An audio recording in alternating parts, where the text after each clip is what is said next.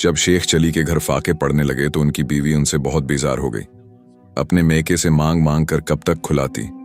आखिर एक दिन उसने शेख चली को सख्त सिस्त सुनाए, फिर बीसन और रोटियां बनाकर दें और कहा, जाओ कहीं जाकर काम तलाश करो। शेख चली न सिर्फ परले दर्जे के सादा लोग थे बल्कि हद दर्जे के काहिल भी थे। चारों नाचार सफर पर रवाना हुए। क्या करना है, कहाँ जाना है, कुछ मालूम नहीं था। फिर भी बीवी का हुक्म था, इसलिए एक समझ चल पड़े।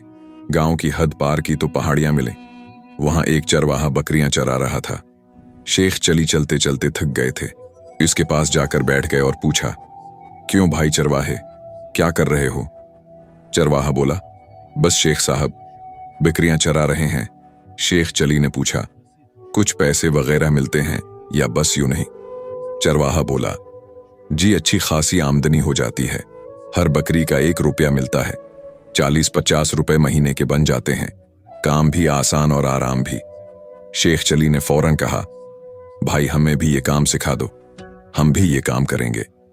चरवाहे ने कहा, ठीक है, तो इन बकरियों को लेकर आप जरा आगे की पहाड़ियों पर ले जाएं और चरा कर वापस लाएं। शेख चली चंद बकरियों को हाँकते हुए पहाड़ियों पर चढ़ गए। बकरियां कभी इधर भागते कभी उधर।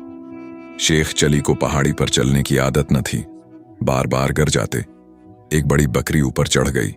शेख चली उसको वापस लाने दौड़े। बकरी ने मड़कर उन्हें सींग मारा। शेख चली ढलवान पर लड़कने लगे और गोल पत्थर की तरह नीचे आ गिरे। फिर एक दरख्त से टकराए जहां एक बकरा घास चर रहा था, उसने भी सींग मार दिया। शेख चली गिरते गिरते सीधे चरवाहे के पास आ रखे। चरवाहा हंसी से लोटपोट हो गया। शेख चली ने कहा, भाई ये काम हमारे बस का नहीं। बकरियों के सींग और लातें हमसे नहीं खाई जाते, हम चलते हैं। चरवाहे ने कहा, ठीक है आप जाएं, ये आपके बस की बात नहीं। शेख चली आगे बढ़े और जंगल में दाखिल हुए। चारों तरफ दरख्त और ठंडी हुआ। मौसम बड़ा खुशगवार था। अचानक भूख लग गई। वो एक दरख्त के नीचे बैठ गए और रोटियां खाने लगे। अभी चंद लुक़मे ही खाए थे कि झाड़ियों में सरसराहट हुई। डर गए कि कोई जानवर ना हो। चुपके से देखा तो 2 आदमी जमीन में गड्ढा खोद रहे थे। पास एक पीतल का बर्तन रखा था जिसका मुना बंद था। शेख चली आड़ में हो गए। दोनों ने गड्ढा खोदकर बर्तन दफन किया और ऊपर पत्थर रखकर चल दिए। जल्दी में फावड़ा वहीं रह गया। शेख चली ने फावड़े से गड्ढा खोदा और बर्तन निकाला। खोलकर देखा तो आंखें फटी की फटी रह गईं। अंदर सोने चांदी के ज़ेवरात भरे थे। वो खुशी खुशी घर की तरफ रवाना हुए। रास्ते में फिर चरवाहा मिला। उसने गुगरा देखकर कहा, अरे शेख जी, ये कहां से मिला? शेख चली ने फख्र से कहा, भाई अब हमें मेहनत की जरूरत नहीं, जंगल में खजाना मिल गया है। चरवाहे को लालच आया, बोला, आप ही गांव मत ले जाओ, वहां तलाशी हो रही है। अगर ये ज़ेवरात तुम्हारे घर निकल आए तो सीधे जेल में जाओगे। शेख चली घबरा गए। तो फिर क्या करूं? चरवाहा बोला, करीब 1 कनवा है, इसमें छिपा देते हैं, बाद में निकाल लेना। शेख चली मान गए।